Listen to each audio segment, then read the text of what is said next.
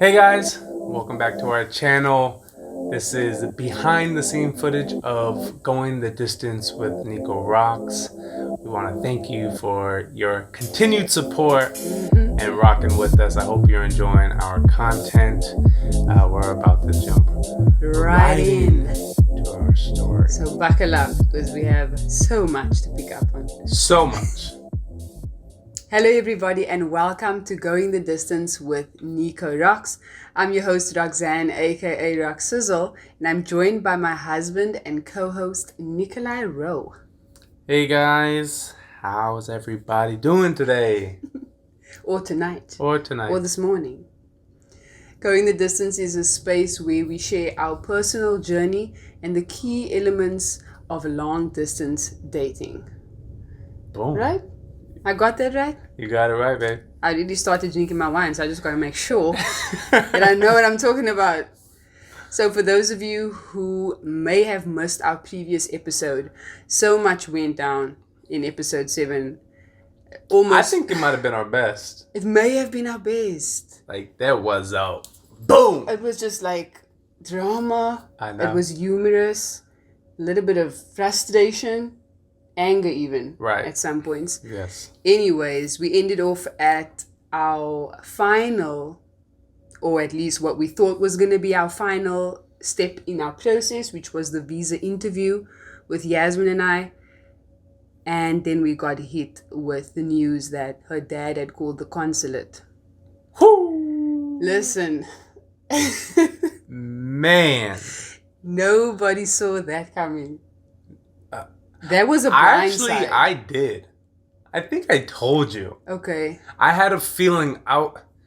Maybe you did. But My intuition was telling me, like, this guy, just out of spite, like, he's going to call.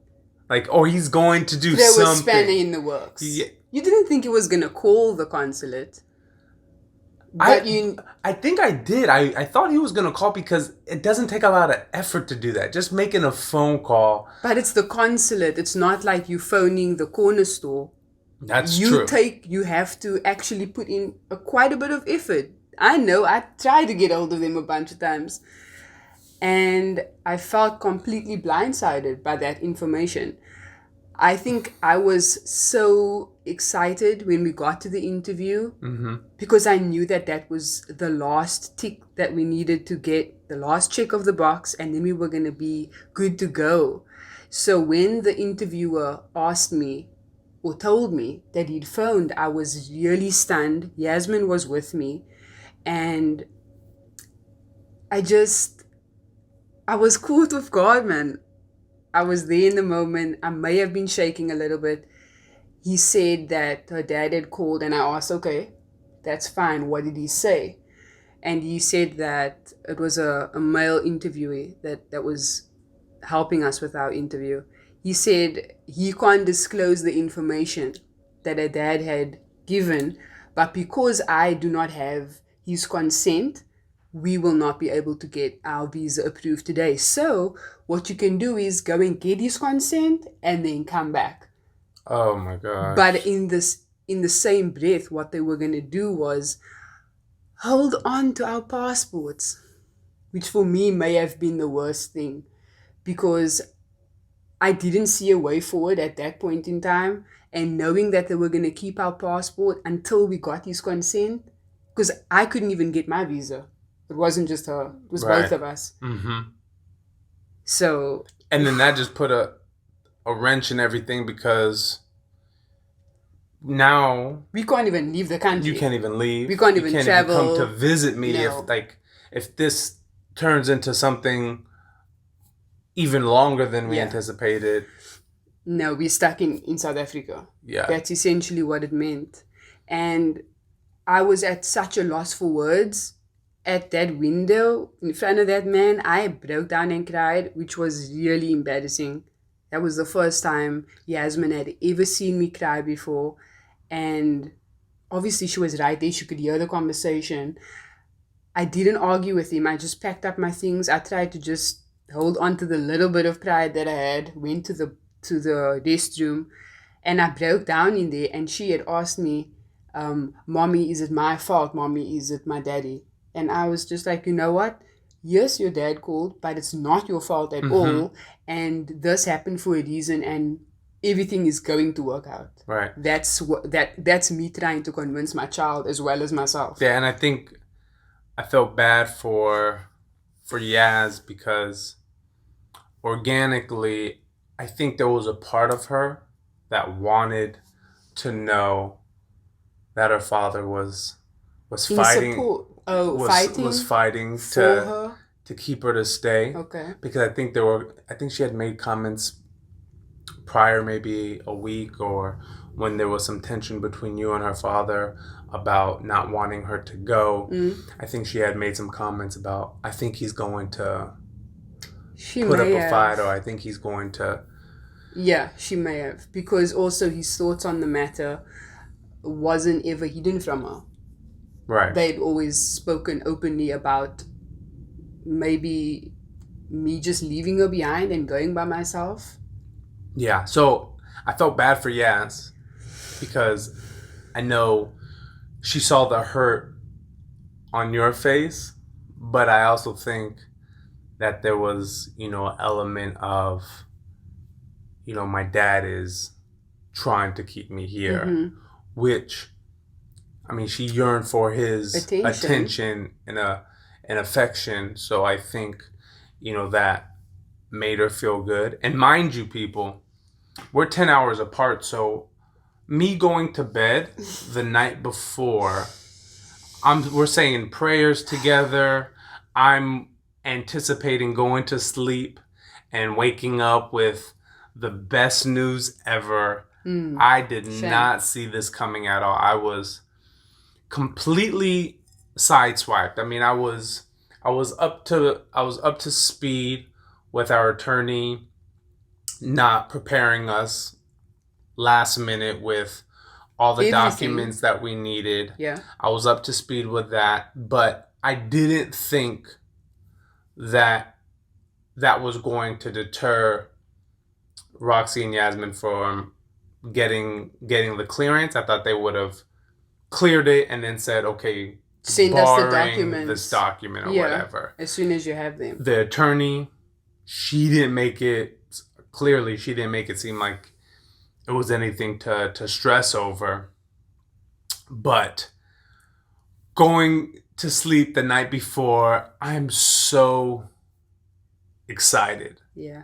I'm thinking it's finally come, and to wake up the next morning and to see a text message that you didn't get the green card and that Yasmin's father had called. Yeah.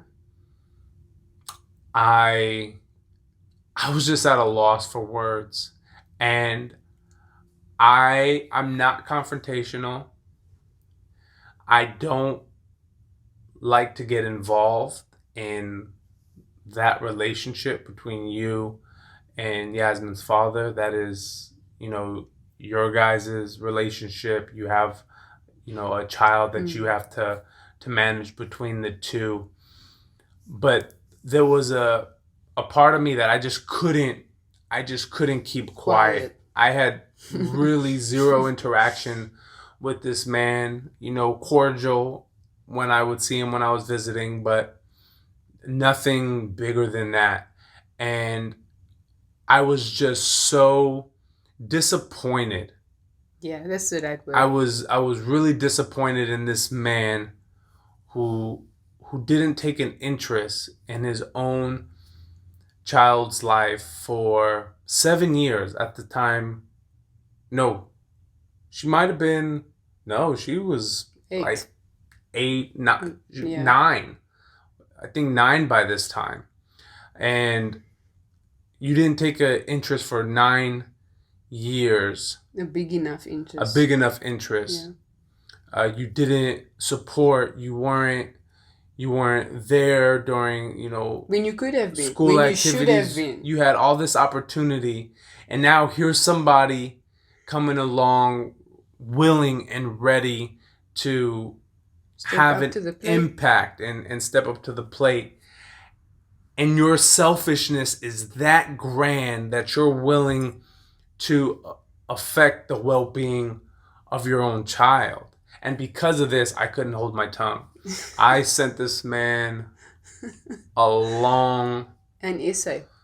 message, and I had to get it off my chest, and I had to tell him about himself. I just basically was like, shame on you.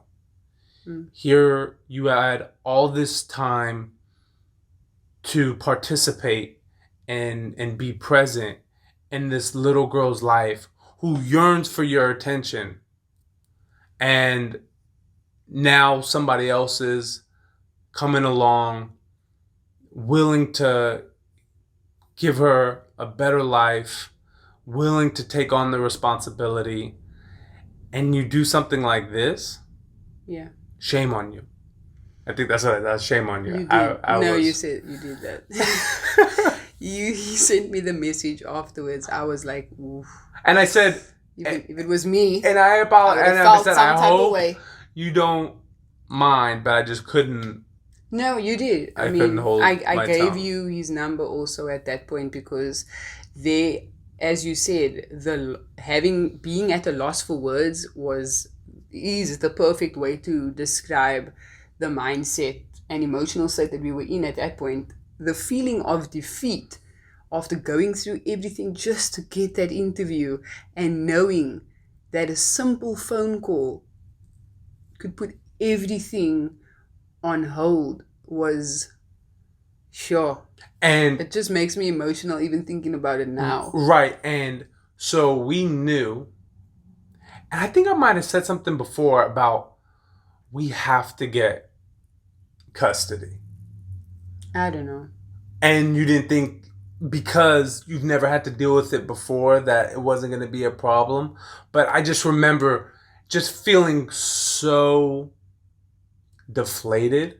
Yeah. Because my best friend's an attorney, and I told him about the situation, and I didn't know before speaking to him how long a custody battle could take.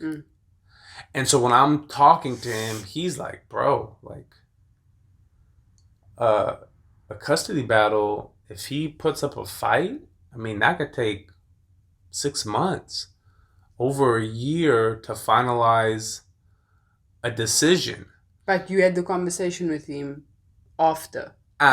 Yeah, because we had already once we left Johannesburg, there was only one way in my mind that I was going to get that green card, that I was going to be able to get the consent, because I knew that willingly he wasn't going to give it. Right. So I knew. Because, I mean, if you're going to call, then he's clearly not willingly going to just sign a paper saying you're going to have custody. And by the time we had our interview, it must have been a year since we had the conversation with him.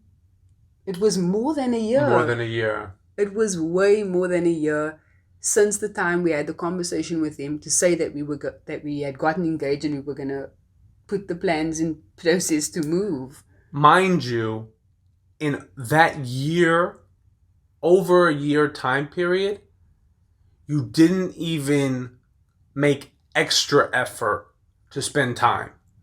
You would think that, oh wow, my firstborn, my little girl, is leaving me in a year. Let me take advantage. We didn't even give him a time frame, so we should have of this time.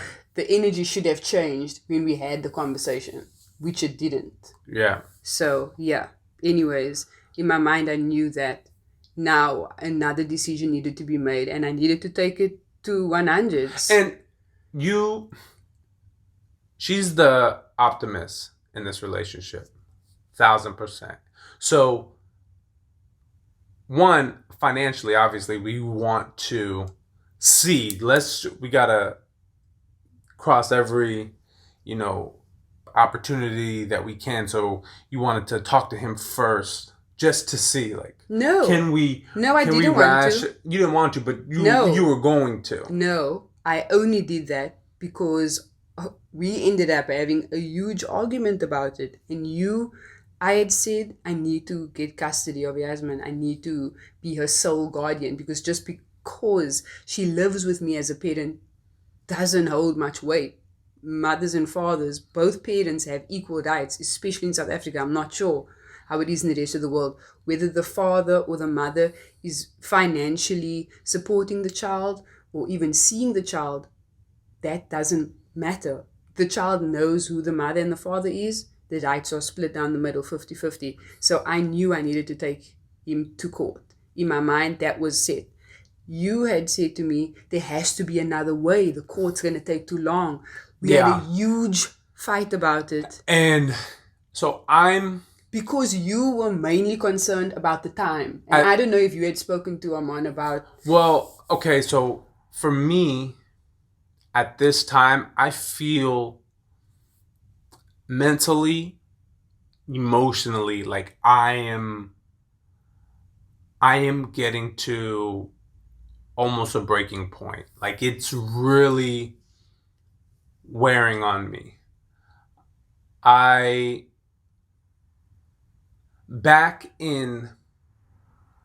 when we got the news of the approval to start the process, I was living with my mom, and to make the traveling easier, not pay the expensive rent of LA prices, I was living with my mom, saving money, and it allowed me to be able to pick up and go, travel more freely.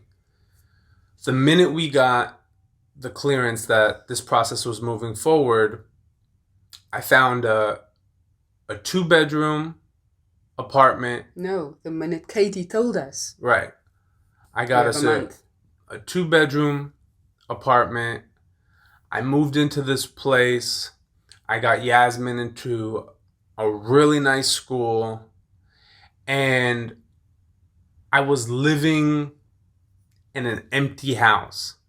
I didn't want to decorate it too much because in my mind, my girls are coming soon. I want them to put their own touch and their own, mainly Roxy, her own feel into the house. I wanted it to feel like hers, and she wasn't just moving into my place. It was our place. And I moved in September. So now we are in January. The house is empty. It's just been me. And in my mind, I'm talking to my buddy who's an attorney. And he's telling me, man, this can take months. 6 months, over a year in a custody battle. So I didn't think I had it in me. Yeah. And so for me, it was, we have to try to convince him to get this, because this time is starting to really wear on both the spirit. Of us. Yeah, for sure. And the thing is, I didn't know how long it was going to take going into it. All I knew was he is not going to be an adult about it. He's not going to want to address me. He doesn't take me seriously or respect my role as a mother or making this big of a decision. So I need to have a third party, someone that can reason with him, because it's not going to be me. Anyways, I tried. I tried the conversation with him.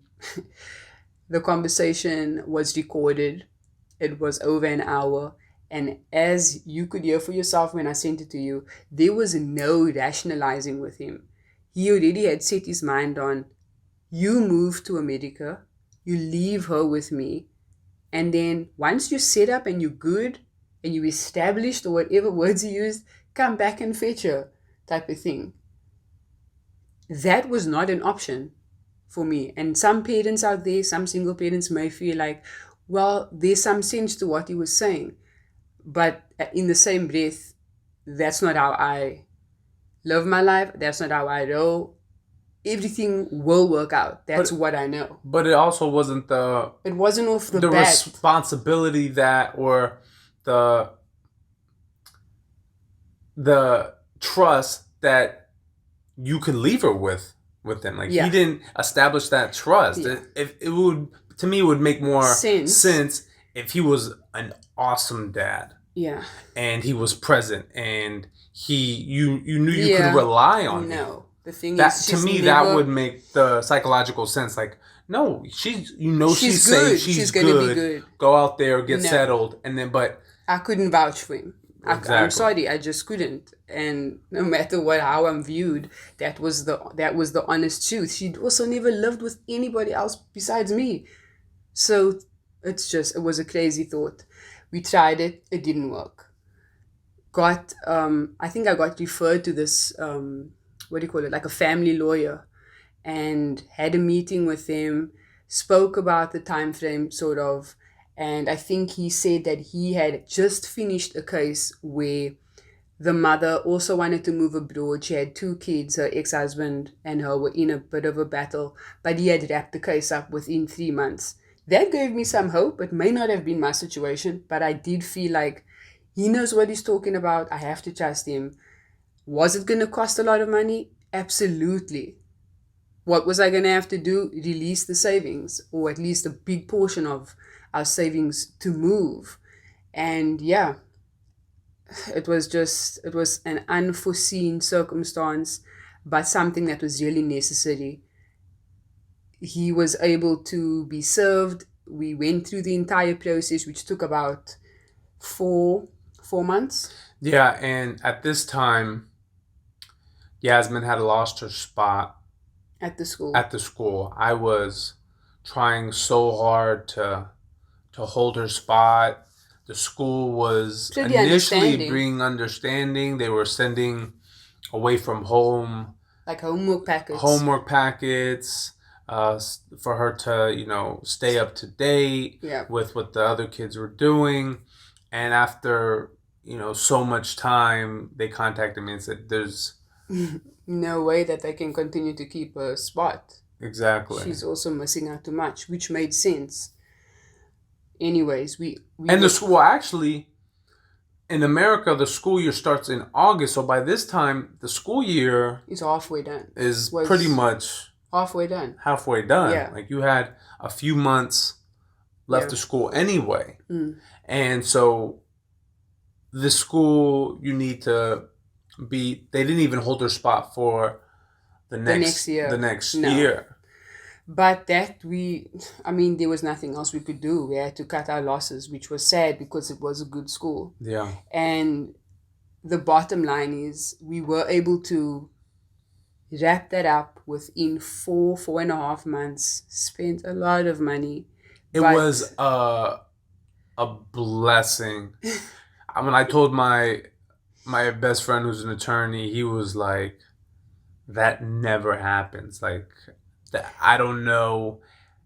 And honestly, it could easily have been drawn out if the other parent is fighting the matter. Right. But there was no fight. It was almost as if he made such a bold move to throw a spanner in the works, but he wasn't able to back it up with anything. So, he never brought an attorney to the table. He showed up at his court at all the court dates. Eventually, he gave in. And I already know what you're about to say. This man had the audacity to say, "Why did you bring me to court? I didn't have a problem with you bringing Yas to the States. I didn't say she couldn't go." Oh, I didn't say she couldn't go. What? Yeah. So you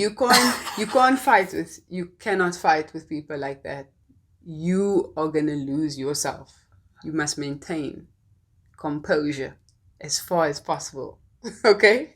So moving on, we got the documents, we had it in writing that I am her legal guardian. All we could do was send copies of all that information to our attorney. I don't even want to say her name. And for her to forward it. Katie Sheridith. Why are you giving the wrong name? What is it? Sereshti. Sheresti. It's kind of the same. Whoever you are out there, Katie Sheridith, that was not meant for you. Sharesti. Oh my Katie god. Sharesti. Seresti. Sharesti. Do not.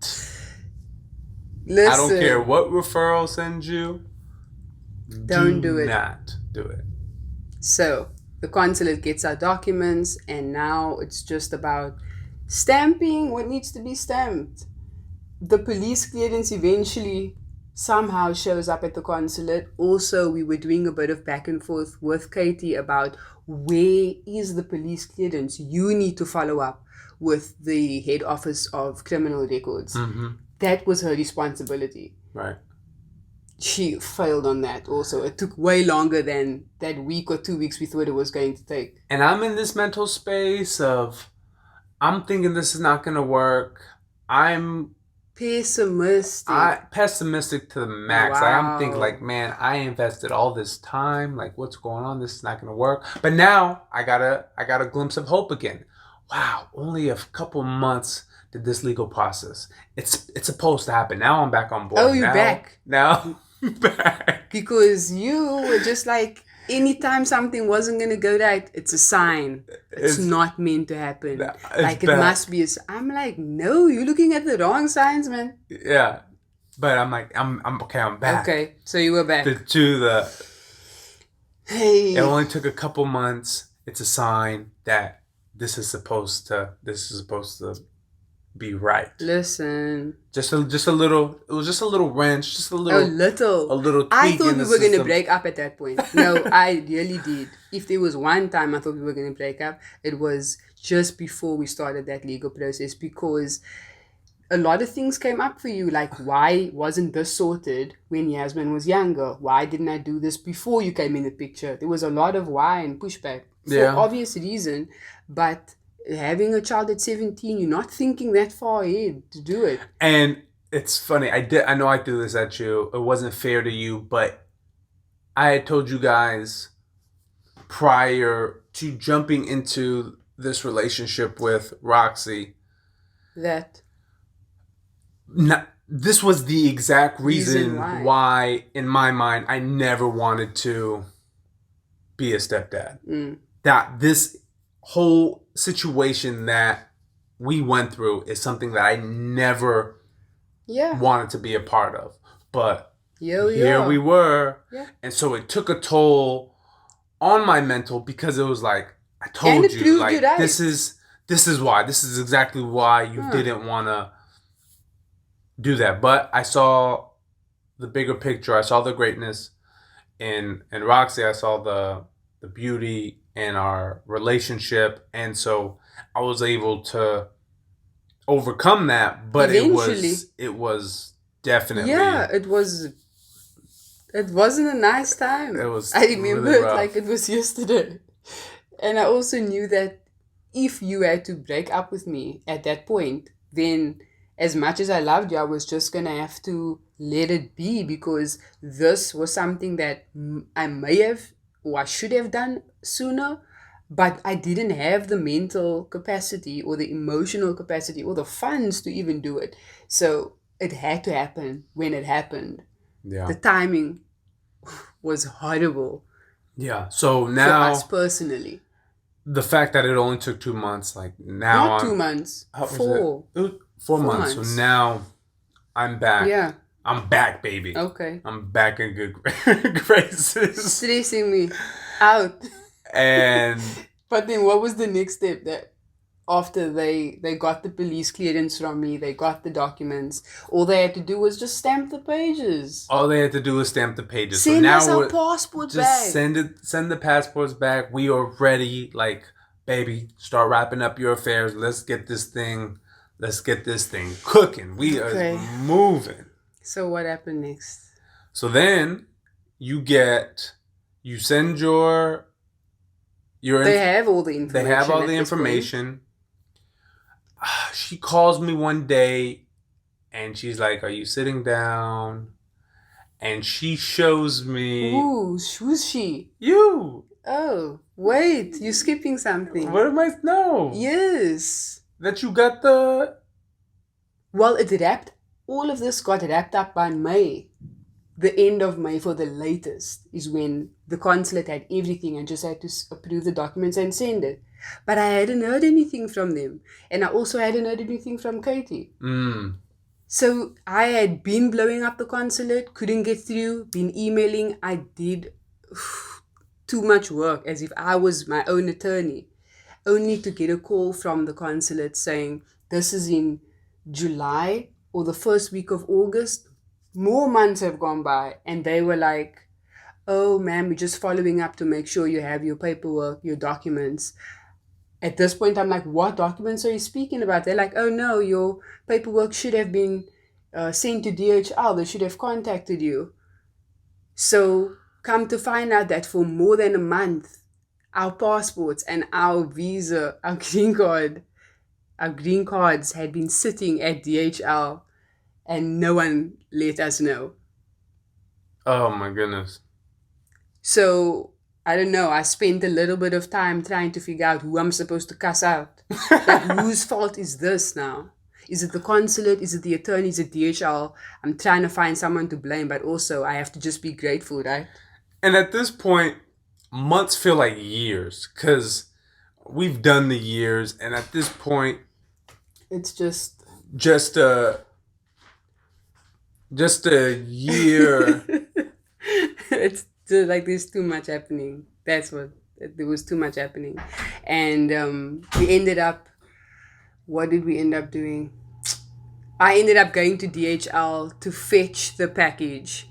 I finally had it. I resisted the urge to open it at DHL when I had it in my hand, that brown envelope. Listen, there was so much effort and energy that went into getting it that I had to stop myself because you specifically told me, don't open it without me. I want to be with you when you open it. Oh, yeah. So I waited until you woke up. And then I had you on the phone. And it was a package with more than one envelope in it. So there were the passports, which obviously when I opened it, had our green card in there. Elated. But there was another envelope, which was clearly marked. Yeah, it said, do not... It said, do not open. In red. All over the envelope. And so we're on the phone together. Video call. Like you're watching me, right? Weren't you watching me? Wasn't it a video call or was it a regular conversation? It was just a regular conversation. Are you sure? Why wasn't it a video call? Do you know why? Anyways, doesn't matter. We were on the phone with each other and I told him about what I had seen. I showed you pictures of the passports. Super excited. And then I hung up the phone and I opened up this envelope. And and I'm like, hey, babes, I opened up this envelope. And you must have asked me, are you sure you're allowed to open it up? And I'm like, well, I just was so distracted, so excited. I finally have everything we've been looking forward to and working for and paying for more than a year in my hands. I'm just like, it's a Christmas present. Tear off the wrapping. Don't even look at what's on the outside. So I missed it. I missed the signs where it said confidential. And I missed the signs where it said do not open.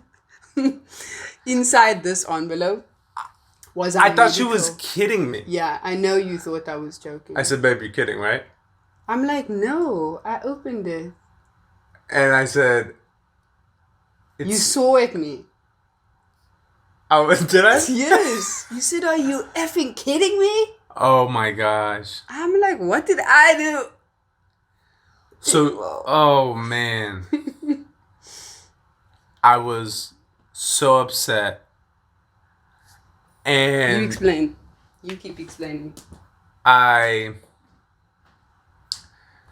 just didn't understand how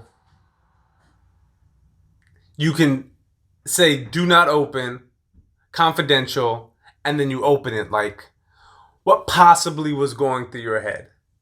And so now I'm thinking, you're not going to be able to, this is null and void now. You can't You can't use this. So right away, I start sending messages to Katie. Hey, now I'm trying to be nice. Hey, we got the Now you're trying to be nice. we got the paperwork. Roxy accidentally opened it up. Is that a problem? And she's like, ooh, yeah, that's kind of a problem. Two things can happen, basically. You are not allowed to open these documents because, number one, it is confidential. Okay? But the repercussions of opening these documents are if you arrive in the United States and your documents are tampered with, you can be sent back to your country. Number one. And number two, if you arrived with documents like this, which was our medical records, and they are expired, you can also be sent back to your country. So if I didn't open that envelope, we wouldn't have known that our medical exam had already expired months ago. That sent me over the edge. And so at first, I'm upset with Roxy. Me. I'm infuriated. Yeah. I'm like, how could you? Yeah. But then when she's looking at the at the documents and I see that it's expired. You see that it's expired. So then my anger just shifts. And I'm like, this is a grace of God. And I just went in on Katie. I was like, what would you have done if we pack everything? You understand, we're moving your whole life to another country. Completely getting rid of cars, places of housing. Everything is being wrapped up in one place and you're going somewhere else. What were you going to say if somebody gets to the flippin' border patrol? Sorry, ma'am, you got to get on the plane back. Oh. Your documents are expired. I was like, are you effing kidding me? You're playing with their livelihood. Like, I was like... I was over the top. How incompetent. This is your job. Mm. You knew how long this process was taking. How could you not inform us like, hey guys, not to burst your bubble, but we're probably going to have to... There was no warning. We're probably going to have to do another medical. There was no warning. Oh, by the way, before you go and do a medical exam, it's only valid for 6 months. Not even a conversation. Didn't even come up at any point. So there goes another 8,000. Because you know we had to do that medical exam again, right? Yeah. It was like there's so much money that gets saved. And then there's like a drain where it just keeps going down. And you're like... how are you going to keep replenishing? But there's nothing else you can do. So, yes, we ended up scheduling another doctor's appointment and going and doing all our tests again.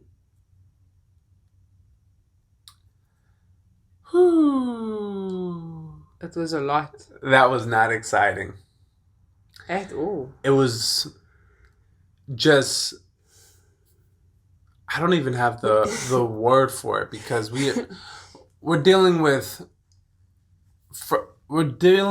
issues from all left sides. and right. It's like all sides. In the boxing ring and you just can't handle anything. You're getting all the punching combinations from left, from right. You're getting uppercutted. You're like, where are these haymakers coming from?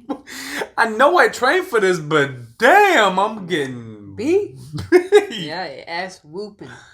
It was not. Man, it was not cool. It wasn't fun, and sometimes I just feel a little bit of jealousy when I hear about people that have applied for the same visa and it all just went so smoothly. I just feel so jealous. I was just like, I don't want to hear your story. And just what makes me so angry and would enrage me is like there was no remorse and there's nothing other than sorry.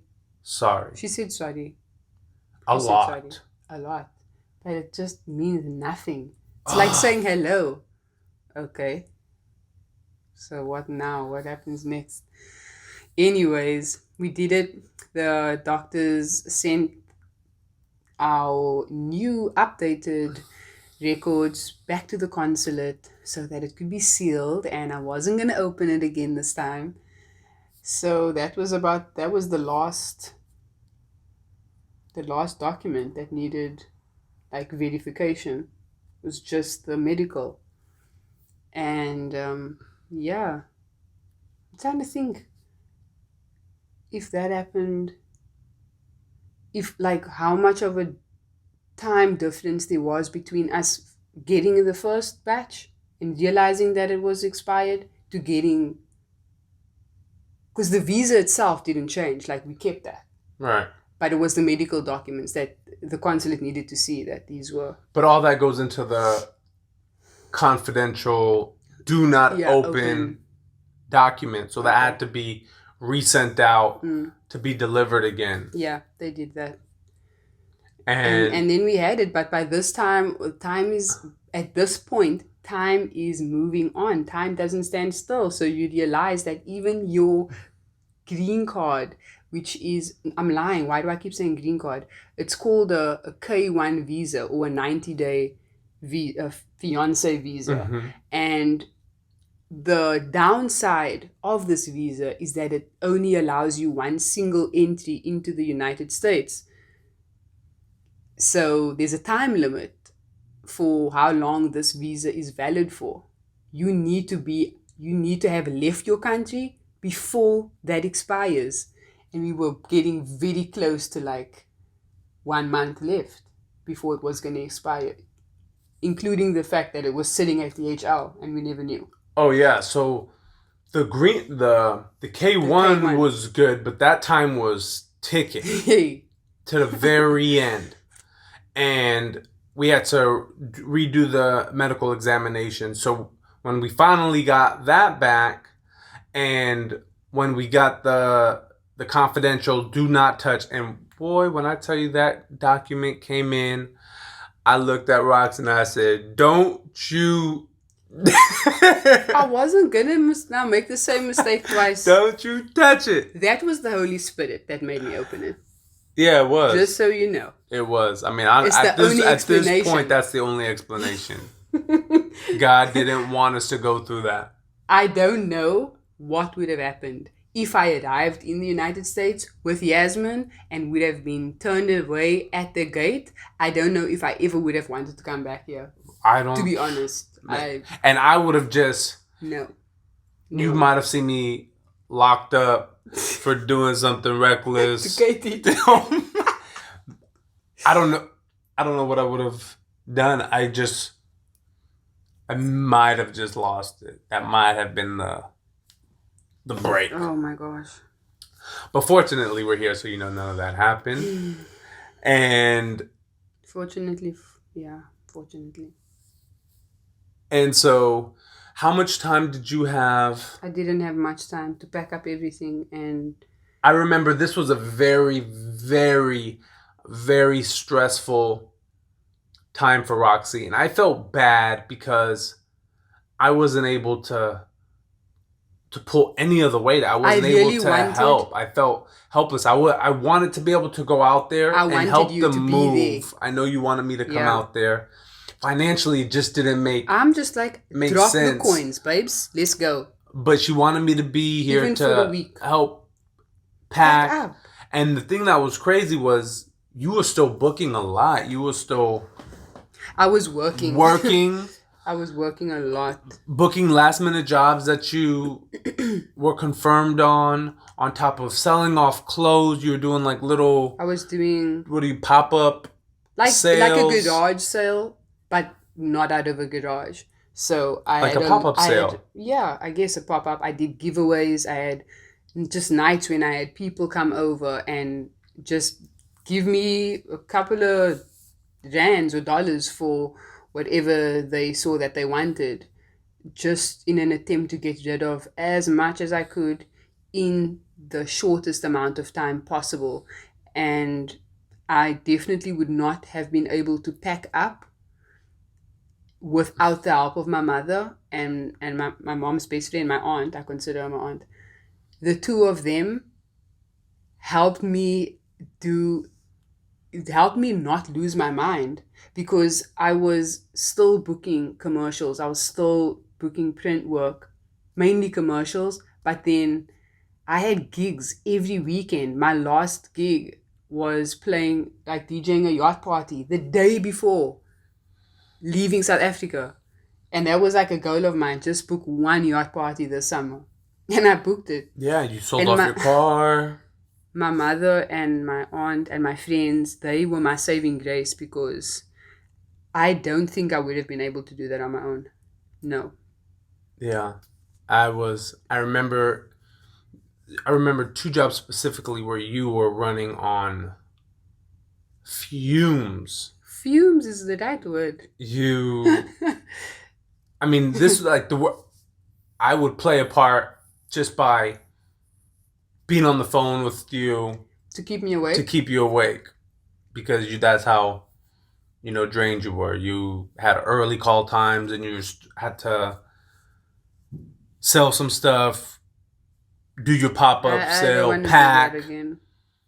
and then do another job early in the next morning. So And some people may ask, well, why were you working up until you left? But that was a goal that I set for myself. I wanted to work up until the time that I left. That was what I kept rejecting, and I kept manifesting.